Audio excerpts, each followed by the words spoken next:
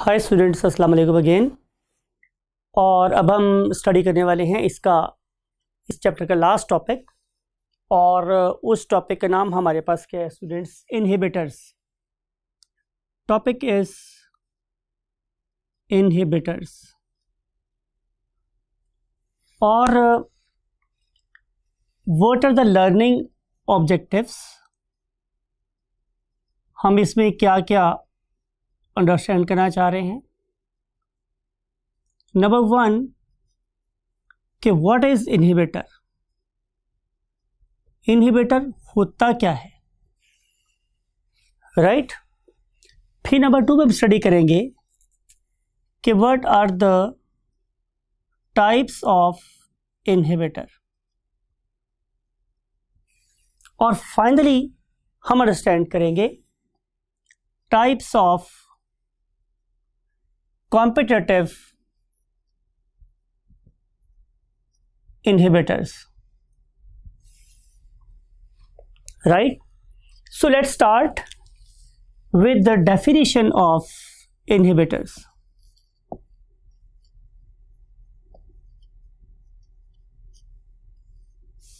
पहले हमें वर्ड सीखना, इनहिबिट का मतलब होता क्या है।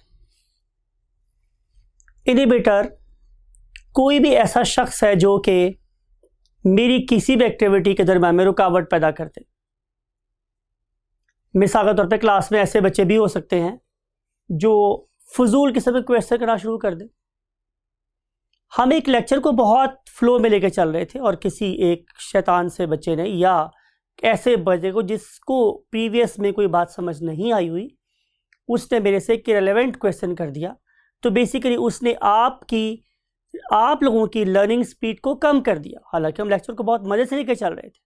या उसने मेरी किसी बात को आपको समझाने की रफ्तार को कम कर दिया, तो हम उसे बोलेंगे ये हमारी क्लास का इनहिबिटर है, राइट स्टूडेंट्स। सिमिलरली कोई बंदा अगर नमाज पढ़ने जा रहा है तो उसे कोई दोस्त खींच के ले जाए तो जाहिर है वो नमाज का इनहिबिटर है। हम जिंदगी में जो भी काम कर रहे हैं, अगर कोई शख्स उस काम में रुकावट पैदा कर रहा है तो हम उससे बोलेंगे स्टूडेंट्स इनहिबिटर, राइट। अब इंपॉर्टेंट बात स्टूडेंट्स ये है कि इनहिबिटर की शक्ल किस जैसी होती है। आंसर इज सबस्ट्रेट जैसी। मिसाल के तौर पे अगर ये मेरे पास एक एंजाइम है और ये इसका सबस्ट्रेट था, तो बहुत ही थोड़े से डिफरेंस के साथ, फॉर एग्जाम्पल मैं इसको यूं मॉडिफाई कर रहा हूं, समथिंग लाइक इट, बहुत थोड़े से फर्क के साथ इसकी शक्ल हमारे सबस्ट्रेट से मुख्तलिफ हो गई। लेकिन अभी भी इसकी एबिलिटी कि वो इसके अंदर फिक्स हो सके वो खत्म नहीं हुई है। इसको बिल्कुल फिजिकली इसको ब्लॉक कर सकता है, अभी भी इसका मिल सकता है, अभी भी ये कोई एंजाइम सबस्ट्रेट कॉम्प्लेक्स बना सकता है। तो इससे साबित ये हुआ स्टूडेंट्स हमारे पास कि इनहिबिटर की शक्ल सबस्ट्रेट जैसी होती और वो एंजाइम सबस्ट्रेट कॉम्प्लेक्स की बजाय क्या बना देता है। नॉर्मली क्या था स्टूडेंट्स, आपको याद है ना कि E+S एंजाइम मिलता है सबस्ट्रेट के साथ और बनाता है क्या? Enzyme substrate complex. और आपको याद है कि इसमें जो एंजाइम है it will come out of the reaction how unaffected, उसे कोई फर्क नहीं पड़ा था। लेकिन जो सबस्ट्रेट था वो कन्वर्ट हो गया था किसमें? प्रोडक्ट्स में। लेकिन इस वाले केस में क्या होगा? इस वाले केस में एंजाइम अब सबस्ट्रेट जैसे मॉलिक्यूल से मिलेगा, लेकिन उसका नाम क्या होता है? इनहिबिटर। और उससे हम एब्रीवेट करते हैं कैपिटल आई से। और इसके रिजल्ट में ये भी हो सकता है कि रिएक्शन रिवर्स हो सकता है और ये भी हो सकता है कि ना हो सकता हो। एनी हाउ अभी हम कंसिडर कर रहे हैं हो सकता है। तो रिएक्शन लगे तो हम लाइंस लगाएंगे, बाई एरो हेड्स लगाएंगे। इससे बनेगा मेरे पास enzyme inhibitor complex.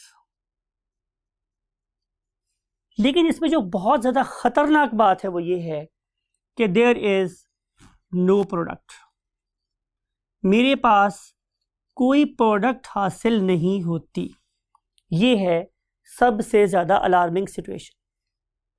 So enzyme will combine with inhibitor, it will form an enzyme inhibitor complex, but we will not obtain any product.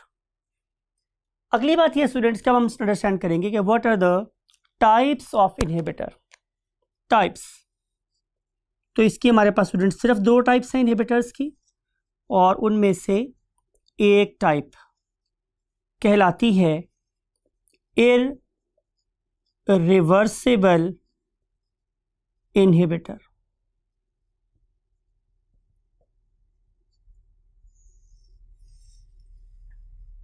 Now say it is your enzyme.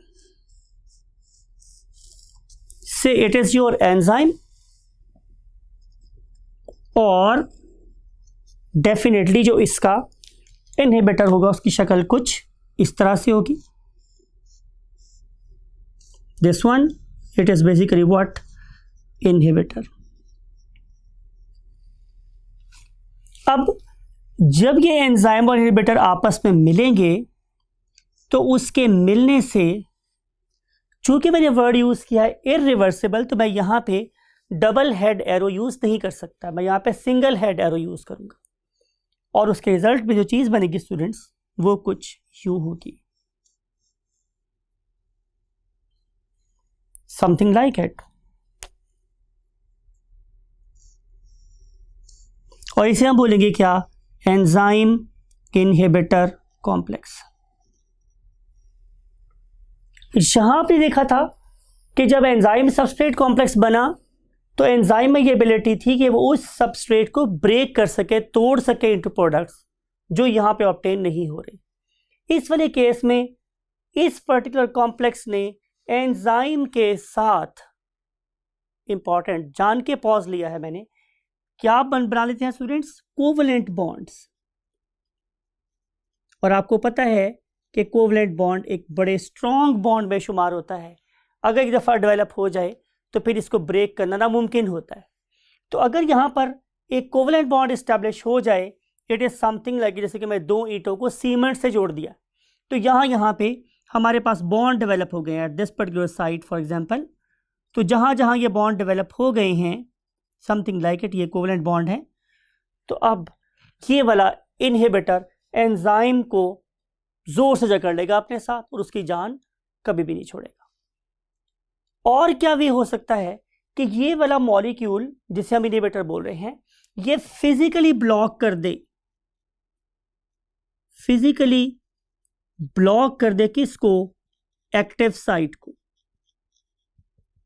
तो फिर हम इसे बोलते हैं कि ये एक इररिवर्सिबल इनहिबिशन हो गई है, इसका इससे पीछा छुड़ाना मुमकिन है। अब इसके लिए जो बेस्ट एग्जांपल हम कोट कर सकते हैं, बेस्ट एग्जांपल वो है हमारे पास सायानाइड्स। जितने भी मेरे पास सायानाइड्स हैं, पर्टिकुलरली पोटाशियम सायानाइड, एक दफ़ा अगर ये आपकी बॉडी में चले गए तो अब आपका जीना नामुमकिन है। सिमिलरली आप लोगों के पास डिफरेंट टाइप्स के venoms of snakes and scorpions ऐसे हैं जो कि परमानेंटली आप लोगों के साथ, आप लोगों के बॉडी के यूजफुल एंजाइम के साथ बाइंड हो सकते हैं। सिमिलरली कार्बन मोनोऑक्साइड भी, ऑल दो ये मैं एग्जाम्पल राइट वे में कोट नहीं कर रहा हूँ, लेकिन सिर्फ बताना ये चाह रहा हूँ कि कार्बन मोनोऑक्साइड भी अगर एक दफ़ा आप लोगों की हीमोग्लोबिन से बाइंड हो गई तो वो भी परमानेंटली बाइंड हो जाती है, जिसकी वजह से आमतौर पे at higher concentration of carbon monoxide organisms की डेथ हो जाती है। तो ये कुछ एग्जाम्पल्स हैं हमारी इररिवर्सिबल इनहिबिशन की। आए हम इसकी दूसरी टाइप को स्टडी करते हैं, mean type B, and that is called as what? Reversible inhibition. Reversible inhibition और इनहिबिटर्स।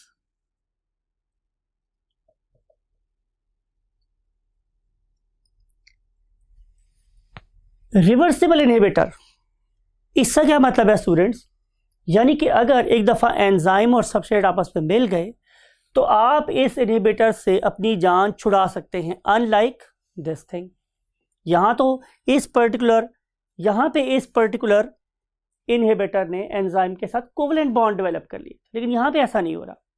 और इस वाले केस में से you have got an enzyme something like it, और इस पर्टिकुलर एंजाइम के साथ आप लोग किसको मिला रहे हैं, एक इनहिबिटर को मिला रहे हैं, समथिंग लाइक इट, जिसकी शक्ल मैंने बोला था कि जाहिर है कैसी है, सबस्ट्रेट जैसी। अब यहां पर भी डेवलप होगा व्हाट, एक एंजाइम इनहिबिटर कॉम्प्लेक्स। शक्ल बना लेते हैं आप लोगों के लिए, दोबारा से ड्रॉ करते हैं, समथिंग लाइक इट और समथिंग लाइक इट। अब ये बन गया मेरे पास एक enzyme reversible inhibitor complex, enzyme reversible inhibitor complex. किसी भी तरीके से अगर मैं इस इनहिबिटर को यहां से निकाल के अपने एंजाइम को रीयूज कर सकूं तो यह कहलाएगा रिवर्सिबल इनहिबिशन।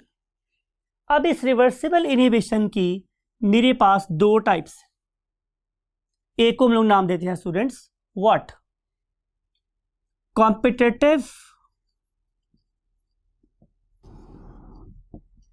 रिवर्सिबल इनहिबिशन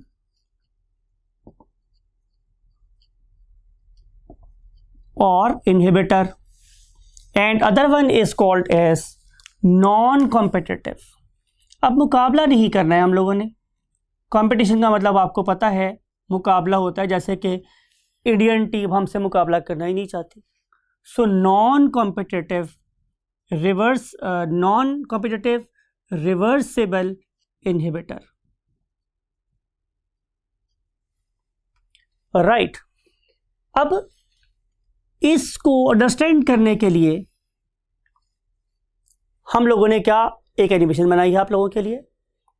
इस एनिमेशन में आप देख रहे हैं कि there is an enzyme that is called as what, succinate dehydrogenase. अब इस पर्टिकुलर एंजाइम में आपको नजर आ रहा है कि ये एक 3D स्ट्रक्चर है, और लाइक एनी अदर एंजाइम इसमें आप लोगों को नजर आ रही है क्या, एक एक्टिव साइट। इस एक्टिव साइट के अंदर आके हमारा ये वाला मॉलिक्यूल जिसे हम बोलते हैं क्या, सक्सिनिक एसिड, और सक्सिनेट ये इसमें शामिल हो जाता है। ये सक्सिनिक एसिड बाद में कन्वर्ट हो जाता है किस में, फ्यूमेरिक एसिड में, फ्यूमरेट में। और इस सक्सिनेट में और फ्यूमरेट में बेसिकली 2 हाइड्रोजन एटम्स का फर्क है। इसका मतलब होगा जो प्रोडक्ट्स बनेगी वो फ्यूमरिक एसिड और 2 हाइड्रोजन के एटम्स। अगर मैं इसकी जगह पर इंसर्ट कर देता हूं स्टूडेंट्स किस चीज को, मेलानिक एसिड को, तो मेलानिक एसिड क्या करेगा, कॉम्पिटिटिव इनहिबिटरी स्टाइल में उसको ब्लॉक कर देगा। इसका मतलब ये होगा कि अगर मैं उस पर्टिकुलर सॉल्यूशन में कॉन्सेंट्रेशन ऑफ मेलानिक एसिड कम कर दूं और कॉन्सेंट्रेशन ऑफ सक्सिनिक एसिड को इंक्रीज कर दूं तो फिर मुकाबला होगा। ये है कंपटीशन। किस जगह के लिए मुकाबला होगा स्टूडेंट्स, एक्टिव साइट के लिए। अगर ज्यादा मिकदार में हुए व्हाट, सक्सिनिक एसिड के मॉलिक्यूल्स तो वो विन करेंगे, और अगर ज्यादा मिकदार में हुए मेरे पास मेलानिक एसिड के मॉलिक्यूल्स तो वो विन करेंगे। इस वाले केस में जो concentration, relative concentration of the reactant mean substrate and inhibitor, वो डिटरमाइन करेगी किसको, रेट ऑफ रिएक्शन को, राइट।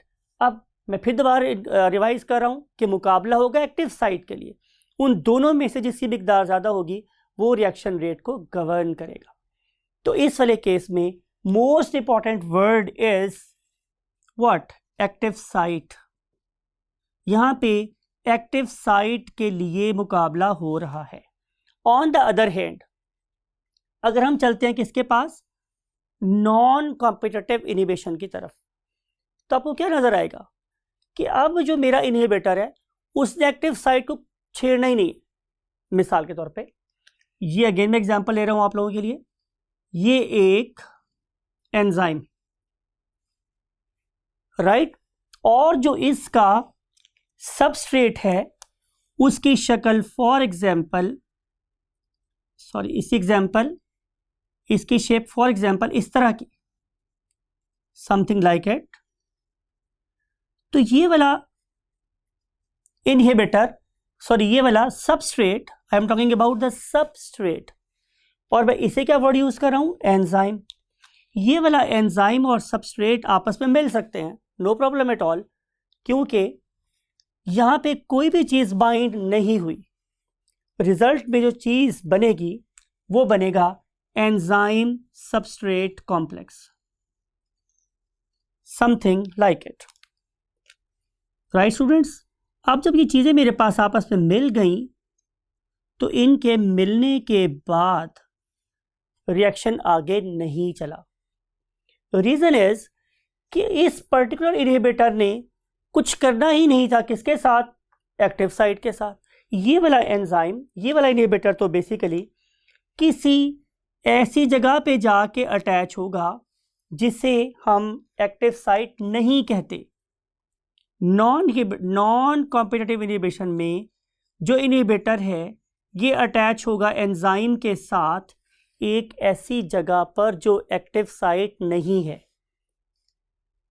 आप लोगों की बुक के वर्ड्स बोल रहा हूं, in case of non competitive reversible inhibition and inhibitor will bind at a site other than active site, other than active site, active site ये थी, तो ये किसी और जगह पे जाके बाइंड हुआ।